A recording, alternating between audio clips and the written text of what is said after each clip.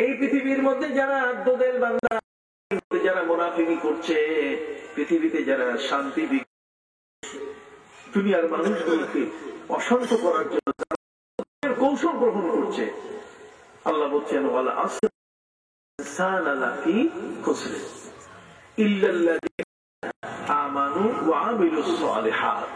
গোটা কোরআনে দেখবেন বিপদে নাই ঈমানদার এবং এই দুইটা শব্দ এমন কোরআনে যেখানে পাশাপাশি আছে। যেমন আপনি দেখেন ইন্নাল্লাযিনা ওয়া আমিলুস সালিহাতি কানাত লাকুম জান্নাতুল ফিরদাউস, এখানে ঈমানের সাথে কথা কোন। এই জন্য আল্লাহ পাক রব্বুল আলামিন কাদ আফলাহা সাইনবোর্ড দিয়ে দিলেন, বিষয় দিয়ে দিলেন, আলোচ্য মুমিনদের সফলতা। কথা কোন সফলতা কিসে কিসে সফলতা আসে? আল্লাহ বলছেন আল্লাযীনা হুম ফি সালাতিহিম খাশিউন। মুমিনের সফলতা হলো, ব্যক্তির বিজয় হলো যদি তার নামাজের মধ্যে সে কাউকে না চিনে, আল্লাহর ইবাদত কারোর সাথে কোনো খাতির নাই, ইবাদতের ক্ষেত্রে তার কোনো খাতির নাই, ইবাদতের ক্ষেত্রে তার কোনজনের সাথে কোনো খাতির নাই। কথা কর নামাজের মতো ইবাদত আছে ভাইরা আমার। ইমানদার এক নম্বর হলো ইমান, হলো কি নামাজ। কন্যা ইমানের পরে কি প্রথমে আসছে কুলু লা ইলাহা ইল্লাল্লাহ, আল্লাহ একক, এই কথা বলো। সেকেন্ড থিং আসছে নবীকে ডাকাই নিয়ে নামাজ দিয়ে দিলেন আল্লাহ। কথা কন্যা হিজরতের পরে দ্বিতীয় হিজরতে যাইয়া রোজা ফরজ হইছে, হিজরতে যাইয়া হজ ফরজ হইছে। আমি কি আপনাদের সিরিয়াল আসেন না, আপনি সিরিয়াল নিয়ে তো আগাবেন। হজ ফরজ হয়েছে নবম হিজরিতে, আমার নবীর বিদায় তিনি 81 দিন বেঁচে ছিলেন। নবম হিজরি সনে হজ ফরজ হয়েছে, দ্বিতীয় হিজরি রোজা ফরজ হয়েছে। সম্মানিত সুধী, নামাজ ফরজ হয়েছে হিজরতের আগে। কাজে ফার্স্ট আল্লাহর পক্ষ থেকে বান্দার আনুগত্য সবচেয়ে বড় নিদর্শন হলো ইবাদত যতগুলো আছে প্রত্যেকটা ইবাদতের মধ্যে একটা চাক্ষুষ আল্লাহকে মানার ইবাদত হলো নামাজ। রোজা কি রাখেন, রোজা রাখলে রোজা বোঝা যায় গোপন ইবাদত। রোজাদার না খেয়ে থাকে, মুখে যদি না বলা হয় তাহলে কোনোদিন কেউ কারো ধরার কোনো সুযোগ নাই। রোজার কোন ইবাদত ভাইরা আমার, ঠিক যাকাত এমনি করে ইবাদত। গোপনে গোপনে কেউ যদি যাকাত আদায় করে ফেলে মুশকিল। হজের ইবাদতে লাব্বাইক বলে, ইসলামের কাপড় পরে, এটা বোঝা যায়। কিন্তু শয়তানকে পাথর মেরে সে স্বাভাবিক কাপড়ে থাকে, বাকি কথা কন পরস্ত ততক্ষণ আগে বুঝে যায় পরে বোঝা যায় না। কিন্তু নাম এমন একটা প্র্যাকটিক্যাল ইবাদত যে ইবাদতে থেকে কিছু বাকি নেই। কথা বল, মাটিতে আগে নাক, তারপর কপাল, নাকে কপাল পরে না, কোনটা কিছু নিয়ে যাবেন তো? আগে নাক না পরে কপাল? আগে নাক না পরে?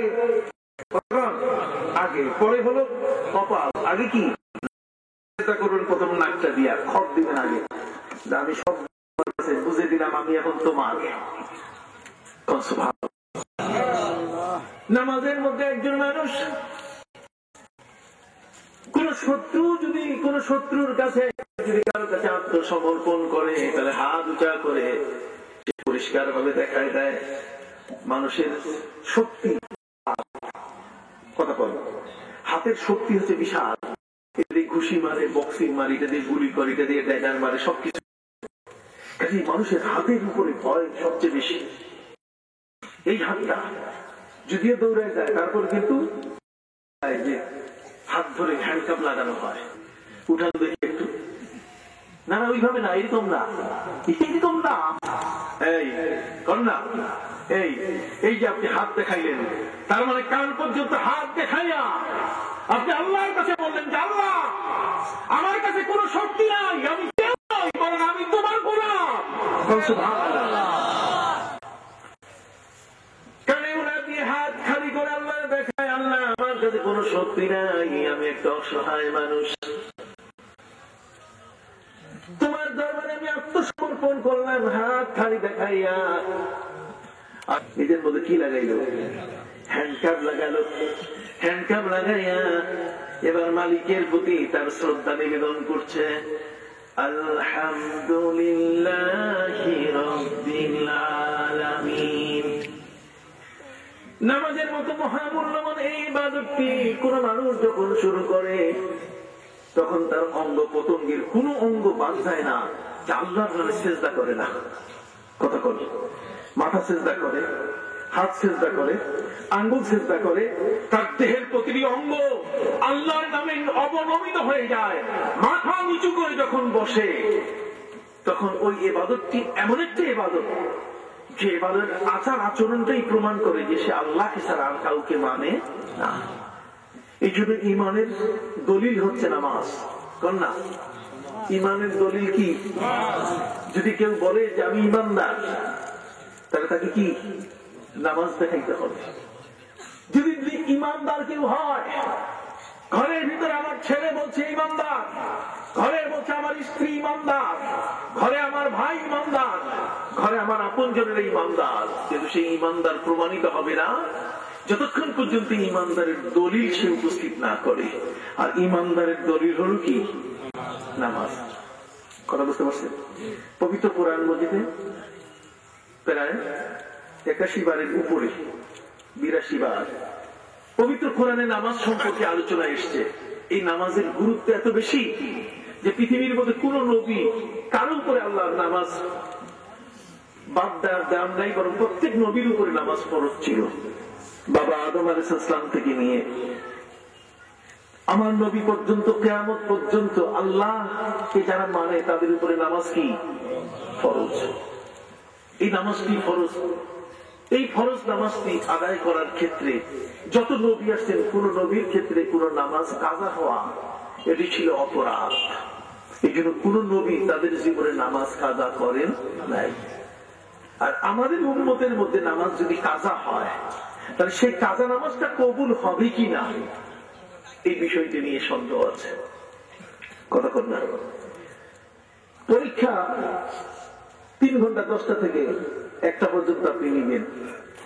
কেউ যদি 10টা থেকে 1টা পর্যন্ত অ্যাটেন্ড না কইরা সে যদি পরীক্ষা দেয় বিকাল 4টায়, তাহলে খাতাটা পরীক্ষক দেখবেন কিনা? কথা কর না? এতে সে নম্বর পাবে কিনা? এটা তো সহজে বোঝা যায়। কথা কর, পরিষ্কার কথা, সহজ কথা। আপনি সময় মতো আপনার নামাজটা পড়েন নাই, সময় মতো আপনি অ্যাটেন্ডেন্স দেন নাই, আপনার উপস্থিতি আপনি কাউন্ট করার নাই, আপনি অফিসের সময় আপনি খাতায় ঠিক মতো দস্তখত করেন নাই, আপনি অফিসে প্রবেশ করছেন। এখন আমেরিকা, লন্ডন, গ্রেট ব্রিটেনের মধ্যে কেউ অফিসে যখন যায়, তখন তার ফিঙ্গার পাঞ্চ করতে হয়, তার মানে আঙ্গুল দাবাইতে হয়। আঙ্গুল ধরে রাখলে অটোমেটিক খাতায় সইয়ের মতো হয়ে যায়। আঙ্গুল চাপ দিয়ে ঢুকতে হয় আর আঙ্গুল চাপ দিয়ে বাইরে দিতে হয়, তাহলে আপনার বেতন কাউন্ট হবে। চাপ না দিয়ে বেতন পাবেন না। যদি কেউ 3 ঘন্টা আগে যায় আঙ্গুল চাপ দিয়া, তাহলে 3 ঘন্টারই বেতন সে পাবে। কথা কি বুঝতে পেরেছেন? পবিত্র কোরআন বলছে কাদ আফলাহাল মুমিনুন, ঈমানদার ব্যক্তি সফল। ঈমানদার ব্যক্তি সফল হলে তো কইবে যে ঈমান আনছি, মাশাআল্লাহ, লা ইলাহা ইল্লাল্লাহ মুহাম্মাদুর রাসূলুল্লাহ। মদ নিয়ে আসো, বাংলা খাবার নিয়ে আসো। কথা কন না? যত নাটক, যত গান, যত অভিনয় সবগুলো দেখা যাবে, ইনশাআল্লাহ কোনো অসুবিধা নাই। ইনশাআল্লাহ কয় ইন্নামাল আমালু বিন্নিয়াত, নিয়তই হলো আসল জিনিস। কারণ এগুলো হারাম আমি জানি, কিন্তু দেখতে অসুবিধা কি? কথা কন? পৃথিবীর মধ্যে একজন ইমানদার ব্যক্তি ইমানের কথাও কয়, আবার বেঈমানের কথা কি কয়। এই জন্য আল্লাহ পাক রব্বুল আলামিন ইমানের দলিল হিসেবে যে ইবাদত গুলো প্রত্যেকটাকে শর্ত যুক্ত করছেন। নামাজ পড়লে খালি উঠলে আর বসলে হবে না, রুকু আর সিজদা দিলে হবে না। আল্লাযীনা হুম ফি সালাতিহিম খাশিউন, নামাজের মধ্যে স্থিরতা থাকতে হবে, একাগ্রতা থাকতে হবে। নামাজ যে আল্লাহর জন্য আমি করতেছি এটা তৈরি করে আল্লাহকে সাজাইয়া বুঝাই দিতে হবে। কি করেন? কোন মিস্ত্রি যদি আপনার বিল্ডিং ইটা গাছে তেরা বাঁকা ইট হয়ে কি আপনি মানবেন? আপনার ঘরে কোন একজন মিস্ত্রি, রাজমিস্ত্রি যে বিল্ডিং বানাচ্ছে, ওয়ালটা ইট তেরা বাঁকা করছে, আপনি মানবেন? কোন টাইলস মিস্ত্রি ঘরের মধ্যে টাইলস বিছিয়ে দিচ্ছে, একটা উষা একটা নিশা, কতক্ষণ না হাবড়ার ব্রিজের মতো, কতক্ষণ উপর নিচ করে রাখতেছে, আপনি কি মানবেন? মানবেন না কেন? ঠিক মতো করে। আমরা নামাজে দাঁড়াই, দাঁড়াবার পরে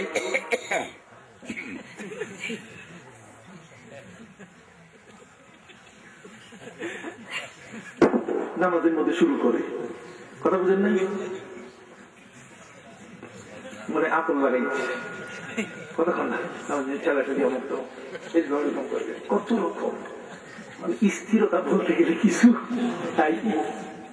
ইমানদার ব্যক্তি এত সহজ, ইমানদার ব্যক্তি আল্লাহর ভয়ে কাতর হয়ে মনে করবে আমার জীবনের শেষ রূপ শেষ দাও, কতক্ষণ না নামাজের মধ্যে দাঁড়াবে সে এমন যে তার ইবাদতেই বলে দিয়ে দিবে যে সে যেন তার মালিককে দেখতেছে আর মালিক তাকে দেখতেছে।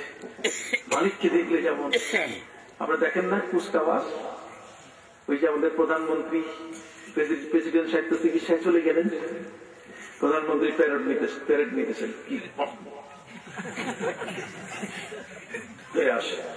কি কন তাই না? একসাথে উড়িতেছে, একসাথে। আপনি ইমামের পিছনে নামাজ পড়তেছেন, আপনি কার সামনে উপস্থিত হয়েছেন? কার সামনে আপনি উপস্থিত হয়েছেন, কার সামনে আপনি হাজিরা দিয়েছেন? এটা কি ওইরকম জায়গা নেই, শ্বশুর বাড়িতে যায়। কি চমৎকার! জি রায়, আয়রন জামাটা ঠিক আছে তো? একটু তেরা বাঁকা হইলে ঠিকঠাক করে যাবো যায়। আর নামাজ পড়তে সে দুনিয়ার যত পোশা কাপড়, কতক্ষণ না যেটা সেরা, একখান হাত এই পর্যন্ত আছে, আরেকখানে এটা খোলা আর এটা ঢাকা, খবর নাই, কতক্ষণ।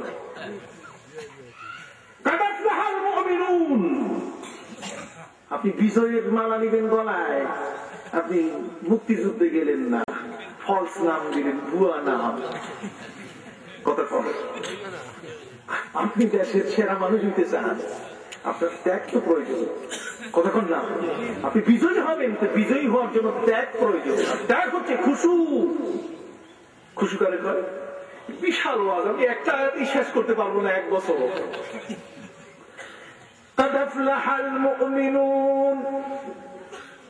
মুমিন কাকে বলে? মুমিন মানে যদি আল্লাহ বলে দাঁড়ায় থাকো তাহলে দাঁড়ায় থাকবে, যদি আল্লাহ বলেন বসে থাকো বসে থাকে, যদি আল্লাহ বলেন রুকু করো তখন মাথা পিঠ আর কোমর সোজা করে রুকু করে।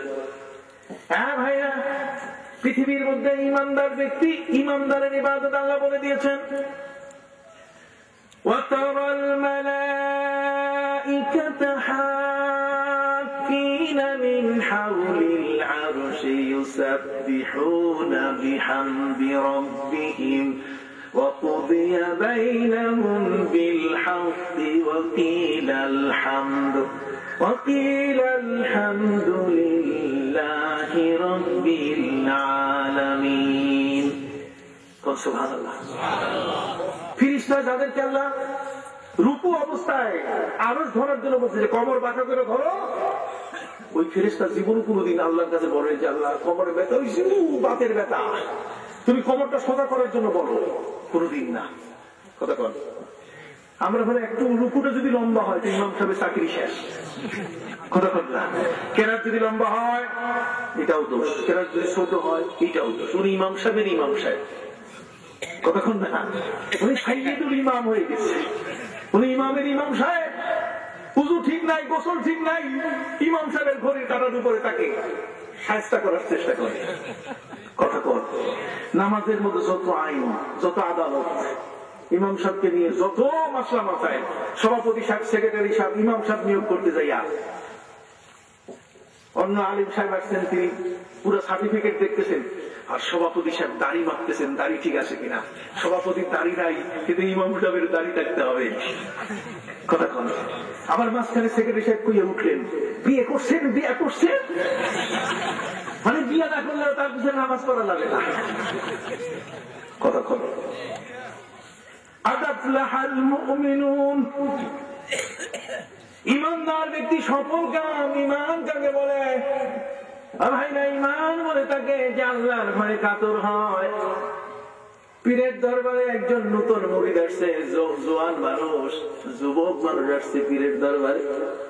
তার দরবারে আমার তার সময় জানা আছে। পীরের দরবারে আসছে কি যুবক। পীর যুবকরে এত পছন্দ করছে, পছন্দ করে বলছে, নামাজ তুমি পড়াও। নামাজ পড়াইতেছে, জিকির করে পীরের দরবারে। জিকির হয় না, খানেকা হয় না? জিকির যখন হচ্ছে তো পীর সাহেব অর্ধেক জিকির করে বাকি যুবকরা বলছে, বাবা বাকিটা তুমি করাও। যারা 40 বছর 50 বছর এই দরবারে আসতে আসতে মাথার চুল পাকাইছে, ওরা গরমে ভায়ার মানে আগুন। কথা বল, ওরা গরমে ভায়া। এই থাক থাক, আসো করে আসো, আসো, কোনো অসুবিধা নেই, আসতে দাও, আমার পাশে বসো, আসো আসো। ওরে সভাপতি হোক, অসুবিধা নেই।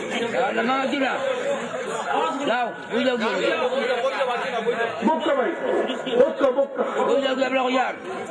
আর আমি সিলেটি ভাষা জানি, বক্কা ভাই, বক্কা বক্কা জানবো একটু চলে। আর এই যে আয়াত না, এটা বুখারী শরীফের ভালো জায়গা, আমি পরে বলবো তোমার সাথে, তুমি এখন ঘুমাও। ভাই না, পীরের দরবারে আসছে, একটু আমার দিকে চান। কি আমার দেখতে অসুবিধা লাগে? আমার দিকে চান না। মান সারা আদিমান ফাকান্নামা সারানি। আমার নবীজি বলছেন, কেউ যদি কোনো আলেমকে দেখে সে যেন আমাকে দেখলো। মান সারা আলিমান ফাকান্নামা সারানি। মান সাল্লা খালফা আলিমিন কামান সাল্লা খালফা 70 নবিয়্যা। যে একজন আলেমের পিছনে নামাজ পড়লো, সে যেন বনী ইসরাইলের 70 জন নবীর পিছনে নামাজ পড়লো। কোরআনের তাফসীর হচ্ছে এটা আদবের একটা জিনিস। খেয়াল করছেন কথা? পীরের দরবারে যুবক বায়াত হওয়ার পরে পীর নামাজেরও দায়িত্ব দিয়ে দিলেন, তাকে জিকিরেরও দায়িত্ব দিয়ে দিলেন। মুরিদ যারা 40-50 বছর ধরে ওই দরবারে আসা যাওয়া করে পীরের কাছে, এরা গরম ভিতরে ভিতরে, কি পাইলেন উনি? সব দিয়ে দিছে, আর আমরা খালি খালি চুল পাকাইলাম। কথা কর। গুঞ্জন শুরু হয়ে গেল, পুরা হিংসা হিংসি যাহাকে বলে। পুরো খবর পীর সাহেবের কাছে গিয়ে পৌঁছল যে আপনার এই যুবকের এই বিষয়টা কেউ মাইনা নিতেছে না হুজুর। হুজুর বুড়া মানুষ, 80 বছরের বুড়া। তিনি সকল মুরিদকে ডেকে বললেন, বাবা মুরিদান। কয় কি? আমি তো কবরবাসী হইতেছি। কথা বল না, আমি কি হইতেছি? কবরবাসী হইতেছি।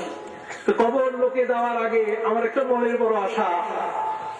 হুজুর কোন কি আশা আমরা পূরণ করতে পারি কিনা? সেটা হলো একটা করে কবুতর আমাদের তোমরা খাওয়াও। যদি পরবর্তীটা একটা কথা হইল, কবুতর যেখানে সেখানে পাওয়া যায়, বাজারে কিনতে পাওয়া যায়। পাওয়া তো যায় বটে, কিন্তু তোমরা জবাই করে নিয়ে আসবা যাতে কেউ না দেখে। কোনো চিন্তা নেই, কেউ দেখবে না। পীরের আশা পূরণ করার জন্য সবাই যার যার মতে কবুতর সুবে সাপে কাউকে দেখায়নি, জবাই করে নিয়ে আসছে। কিন্তু যুবক আস্থা কবুতর ছুরি সহ নিয়ে আসে।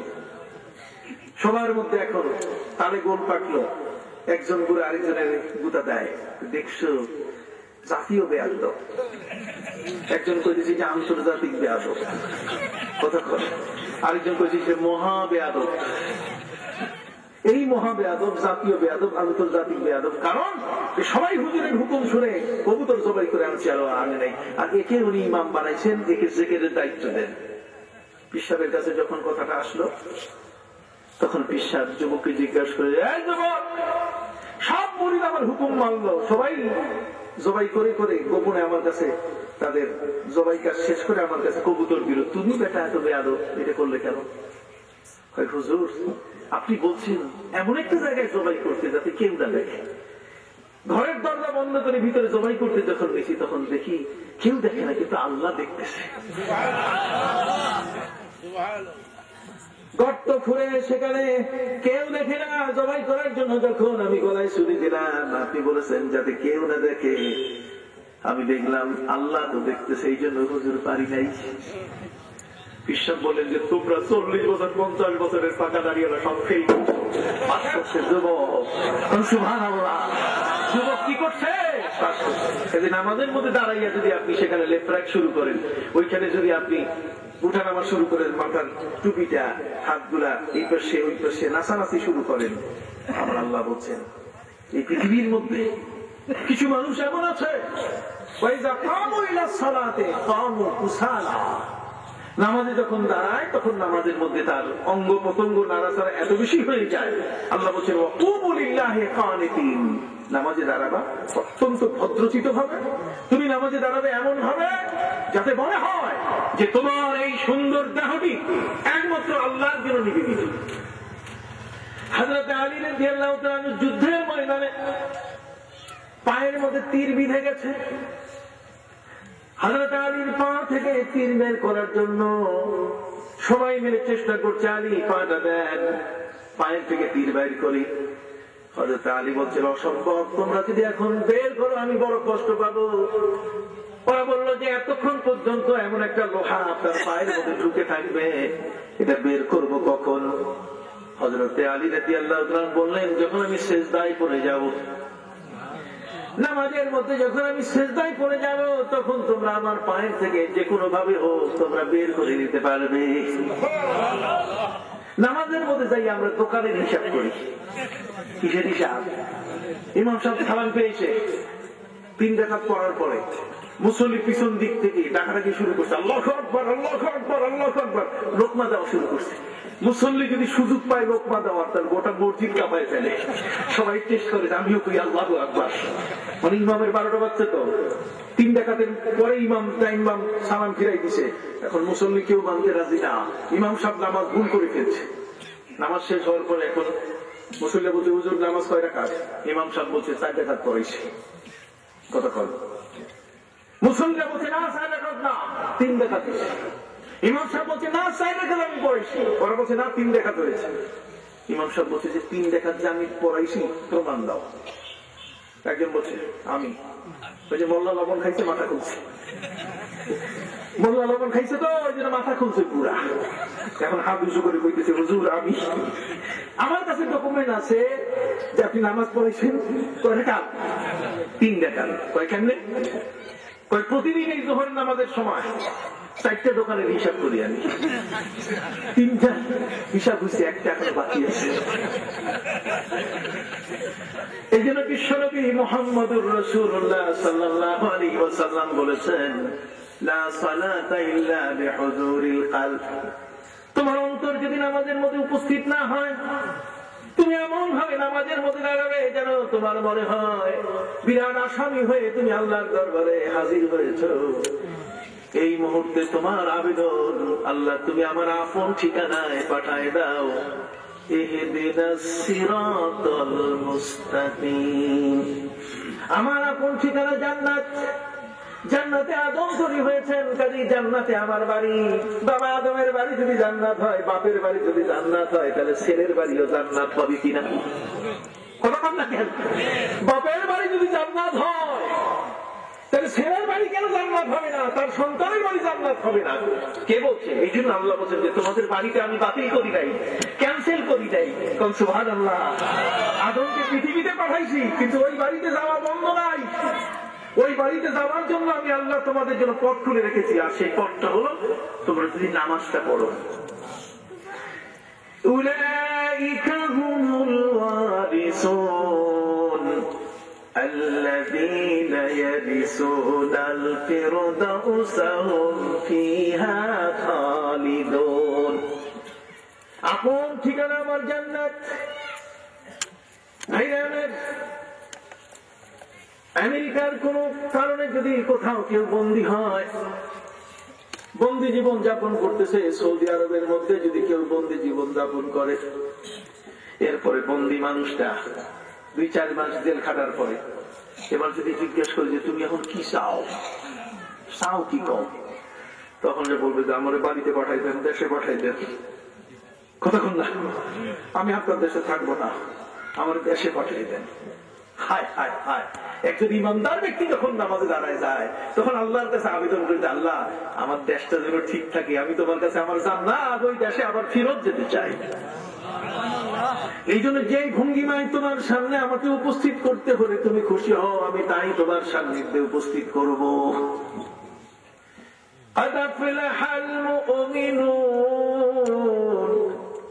ইমানদার ব্যক্তিরা সফল কাম। 7 নম্বর 1, الذين هم في صلاتهم خاشعون। নামাজে যখন দাঁড়াবে তখন তার কলিজা থরথর করে কেঁপে উঠবে যে এই মুহূর্তে আমি দাঁড়িয়েছি, আমার বিগত জীবনের হিসাবটা যদি আল্লাহ নেওয়া শুরু করে তাহলে সেটা আমি দিয়ে জান্নাত পাবো না। একমাত্র আল্লাহর অনুগ্রহ অনুকম্পা ছাড়া আমার আর কিছুই পাওয়ার প্রয়োজন, পাওয়ার আর কোন আশা নাই। নামাজের মতো ইবাদতে মানুষ যত বিনয়ী হবে, কতক্ষণ না, রুকু মানে বিনয়, না রুকু মানে কি, রুকু মানে বিনয়, সেজদা মানে বিনয়, কতক্ষণ, সেজদায় যখন মানুষটা মাথা নত করে তাহলে এর চেয়ে আর বিনয়ী মানুষ কি আছে, কতক্ষণ, রুকু করে যখন মাথাটা নত করে তখন ওই মানুষটার মতো আর বিনয়ী কেউ আসে।